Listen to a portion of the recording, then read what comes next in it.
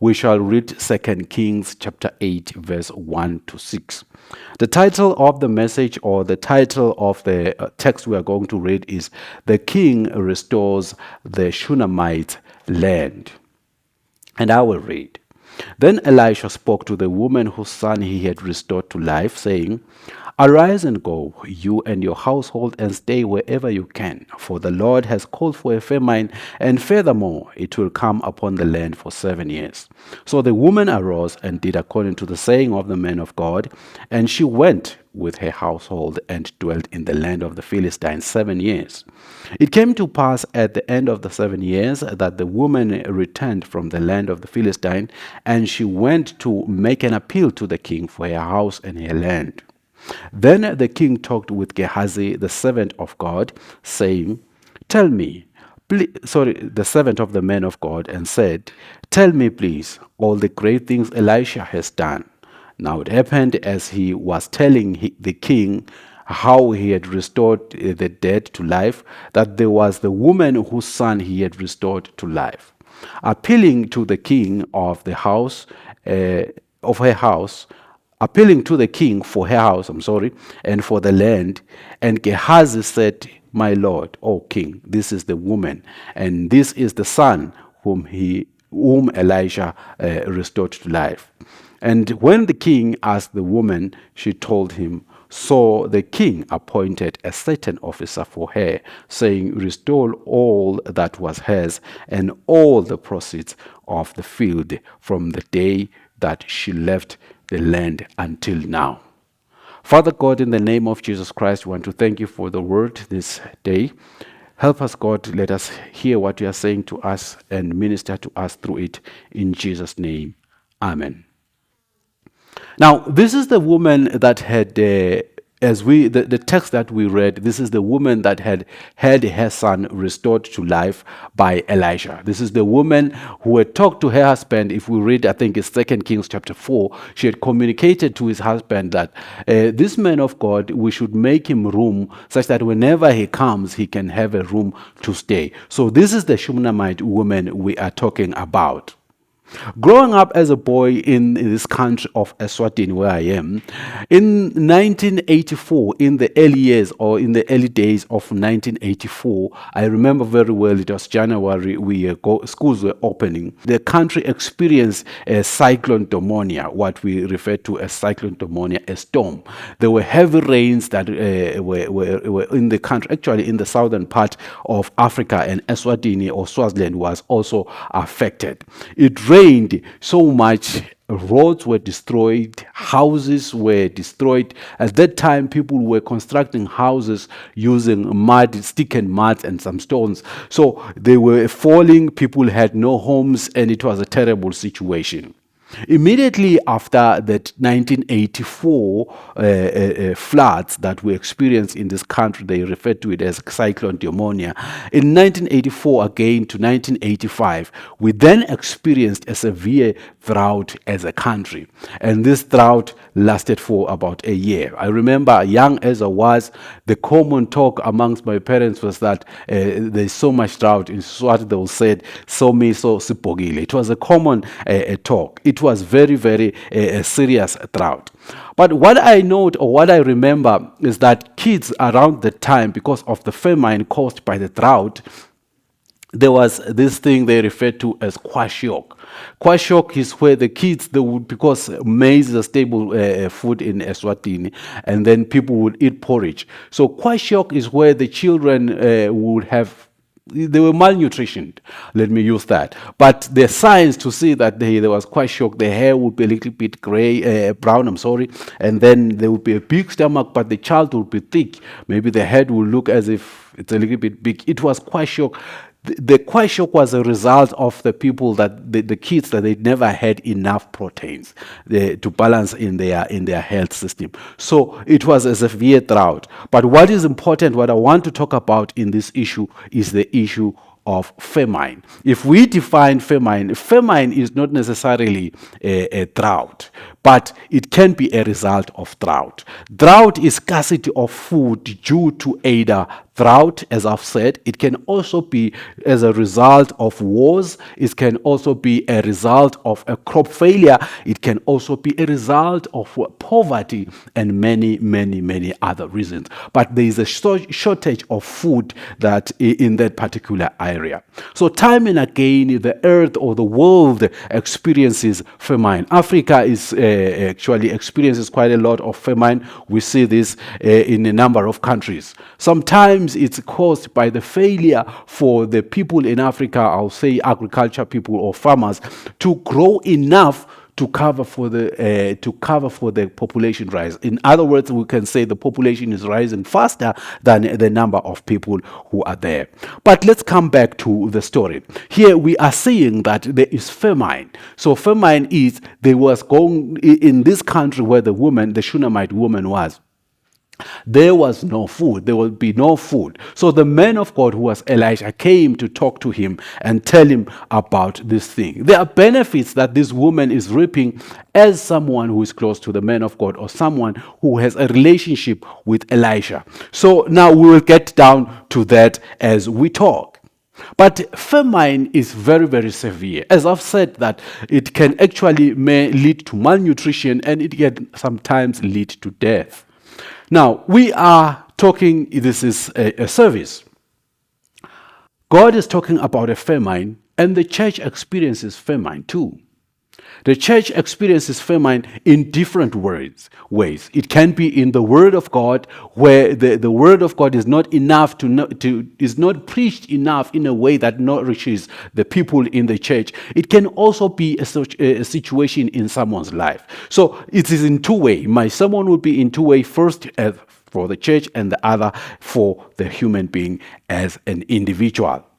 Now, as the church grows, it needs to have enough food. But it happens that at some point in time, what we see today, because the church today we are living in is challenged.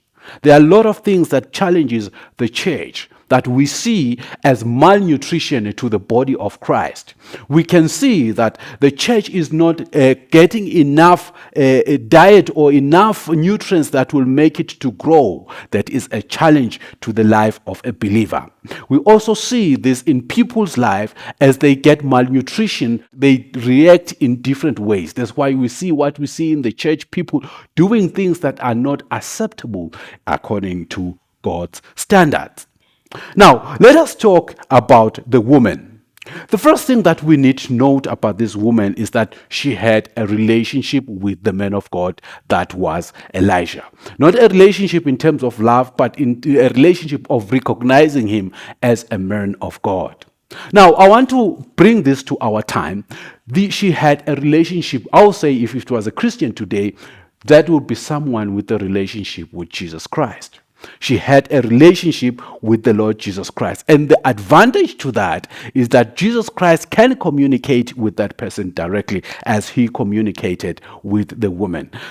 Elijah was able to tell her that there was going to be this famine. A benefit of having a relationship with the Lord Jesus Christ is the Lord ministers through us through the Holy Spirit, and he gives us direction in life. Sometimes he tells us things that we actually even don't know.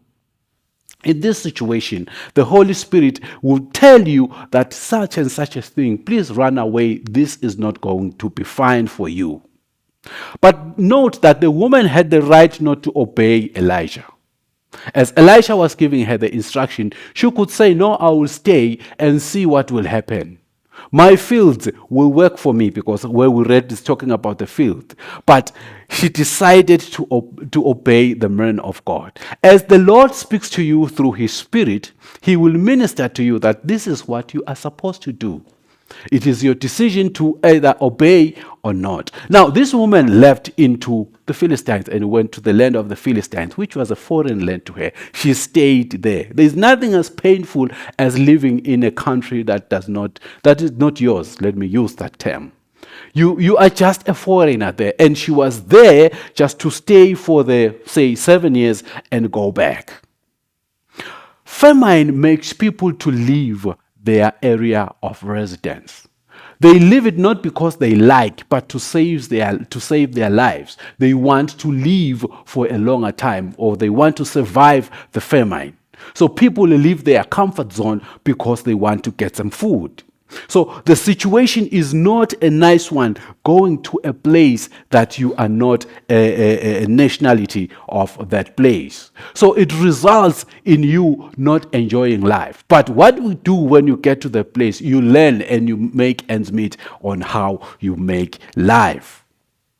So we are living in a time now where the church is in a famine, where things are not happening the way they are supposed to. There might be an environment that you are in where there is famine, where the word of God is not presented the way it should. Now, I don't know why the Lord said I should speak about this, but it is important that I say it as He has said. Now, we see hunger brought about by the preaching of the word that is clouded or that is diluted by selfishness. That is diluted by selfishness. When we refer to selfishness, is where someone will preach the word to benefit from the word. He wants to turn it such that it benefits him, maybe in terms of money. One of the interesting things that we are learning about is the issue of the prosperity gospel. I don't want to go deep down to it, but where someone turns the word such that it makes someone to benefit, that brings malnutrition to the body of Christ. The other thing that causes what we refer to, which is famine, is wars. I talked about wars as a cause for famine. As people fight, nobody goes to plant. And when nobody goes to plant, there is a shortage of food. Now, how does this come? When there is war in the church where people are fighting for whatever they want to gain, maybe positions, maybe recognition, whatever they might be fighting for, it brings hunger. It makes people who are there to be hungry because now there is no one who takes time to dig into the word. And then when there is famine, people decide to leave or become malnourished. Now, we should avoid wars in the body of Christ. The focus of the church is serving God and to reveal His goodness. The Bible says, I think it's Matthew chapter 6, the Bible says where Jesus Christ is speaking on the Lord's Prayer, "Thy kingdom come and thy will be done on earth as it is in heaven." That is so deep because it means there is a kingdom. It means there is a kingdom, there is a king. The king is God Himself. So as His sons and princes on earth, that's what we say, we have to illuminate the goodness of the Lord in the way we do things. Now, we also learn that famine comes as a result of failure to practice agriculture. While Africa has a lot of land, it fails to produce enough food. So in other words, as we are Africans, we can take it upon our hands and start to go or start to plant and do whatever we can to increase the productivity of agricultural products. So as a person, failure by a Christian to cultivate or to read the Word of God also brings malnutrition. Failure to do it also brings malnutrition. The other thing, famine is also brought about drought. These are things that are beyond someone's control.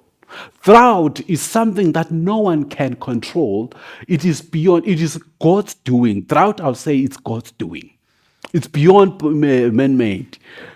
This is where situations turn against you such that you don't have enough food.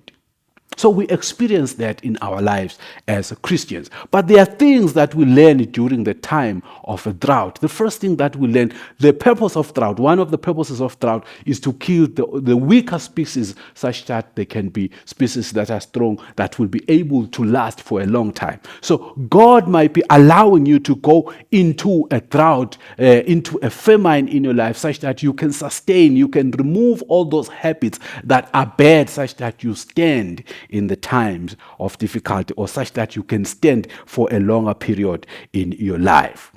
Now, there's a response to famine.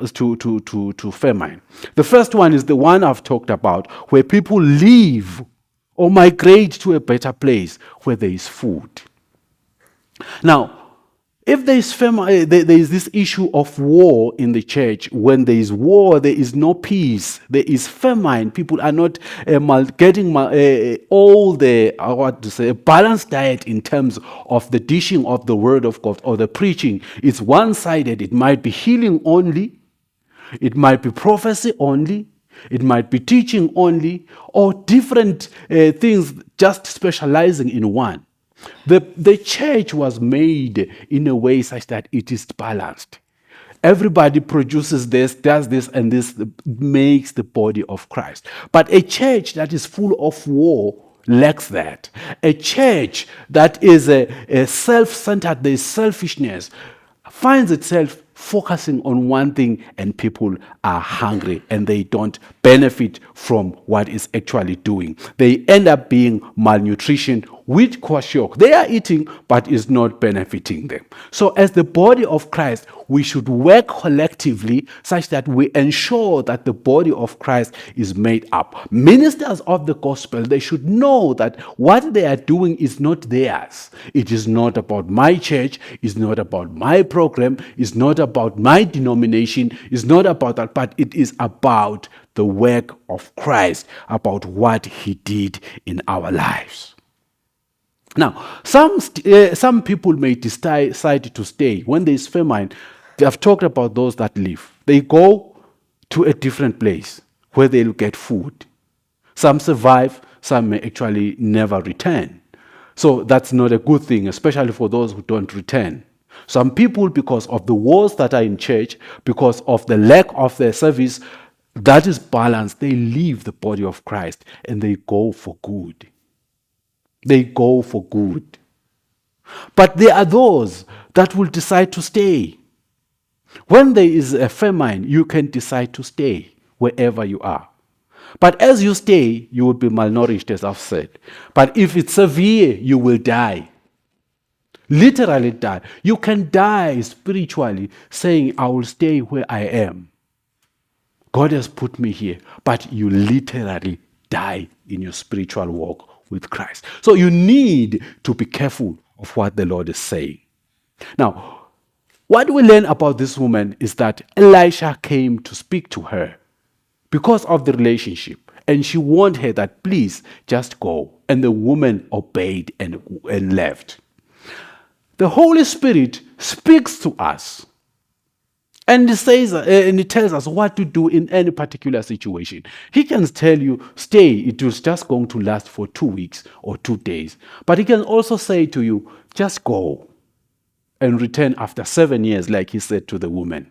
But what is important is that you have to listen to what the Lord says. Because kwashiorkor is there where you get hungry of whatever is there. The other thing that is important is timing. You have to understand the issue of timing. If I go back to the story of the woman, we learn that the woman obeyed what the minister of the gospel had told him. He told him that for 7 years, you will be in a faraway country. You can go to the country, and for 7 years, you will stay there. That is in verse 3. And you return after 7 years. She was aware that the famine will last for 7 days. For 7 years, I'm sorry. Now, it is important to listen to God. She acted exactly on the word of God, and when she acted on the word of God, God saved her life and the life of the family. God ministers to us to heal us and to make us what he wants us to be. The other thing that we learn is that after the 7 years, the woman returned. That's the importance of timing. What God had told her, she knew very well that it was time now to come back to my land. She came to the right people. The importance of the right timing. She came to the king. You see, when there is a problem or there is an issue you want to bring, to be addressed, bring it to the right people. The woman knew that she had to bring her issue on to the king. She brought the issue to the right people.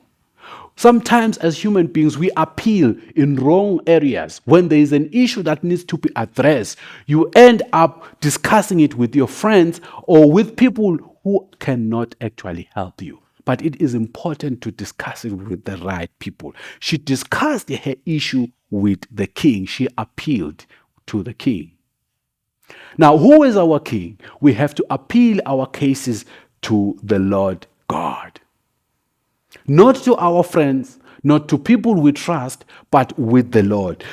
Appeal to the Lord through your prayer, and God will answer your prayers. Let me just continue and talk about this woman again. Now, she came at the right, I'm interested in the timing. She just came at the time when the king wanted to hear from Gehazi what Elisha had done. What a coincidence. What a coincidence. This is God's timing. There are things that are done by God. You cannot do them on your own, no matter how much you try to force them.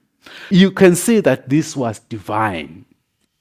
Haven't you had a situation in your life where you just came and said, oh, yes, we're waiting for you, or we're just discussing your issue? It is the right timing. God enables his people, those who obey him, to be right on time.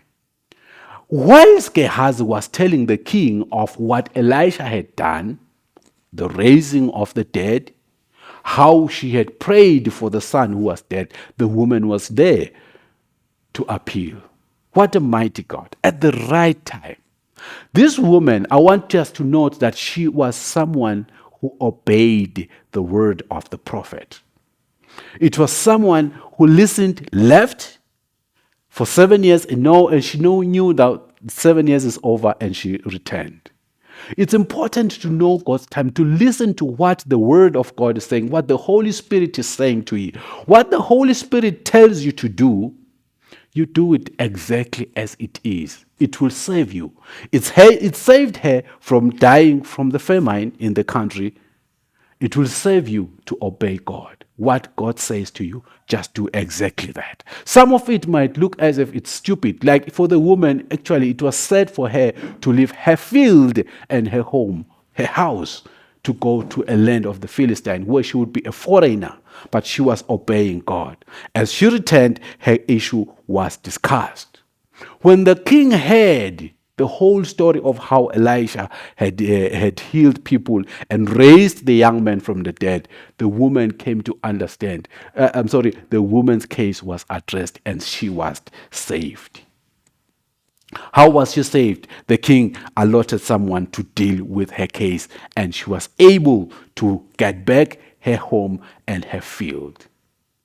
Now, what is important is that the woman did not only get the field. The king said whatever the field had produced in the time she was away, let be returned to her.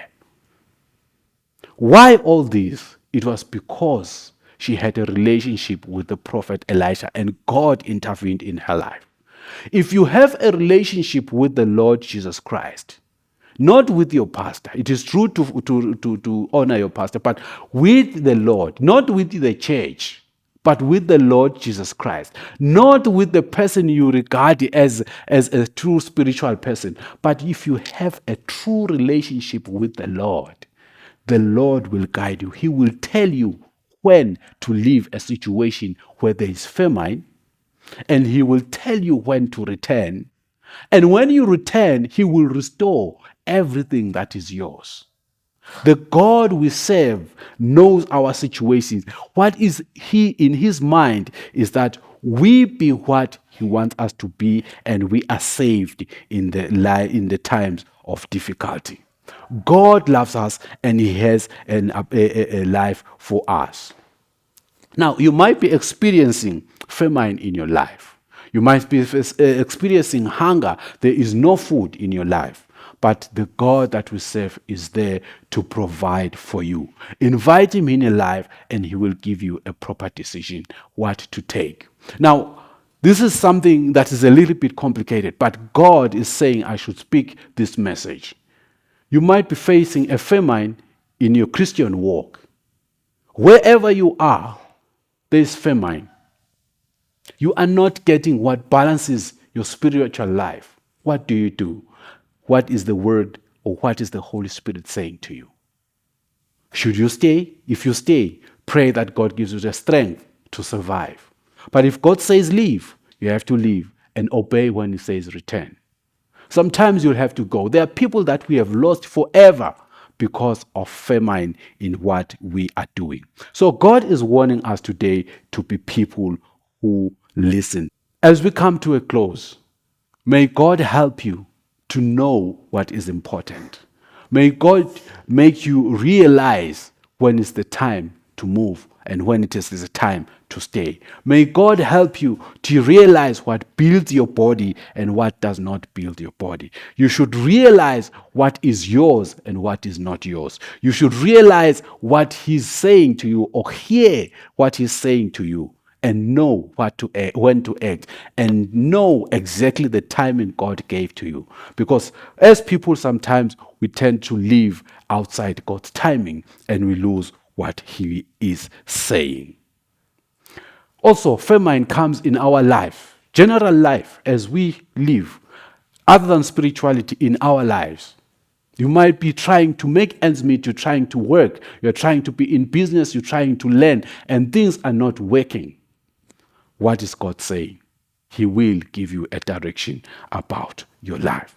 So we have come to the end of the service today talking about famine in the body of Christ. Can we then pray? Father, in the name of Jesus Christ, we come before your throne today as we have read your word about famine. Help us, God, as we live in these times to hear your word and to understand what you are saying, and to know when the famine is severe, and to hear what you're saying. If you're saying let's stay, let's stay. If you're saying let's go, let's go. But as a church, let us be people who are there to serve you, not for selfish interest or for our gain, but to serve the living God. We ask all this, Father, believing in the name of Jesus Christ. Amen.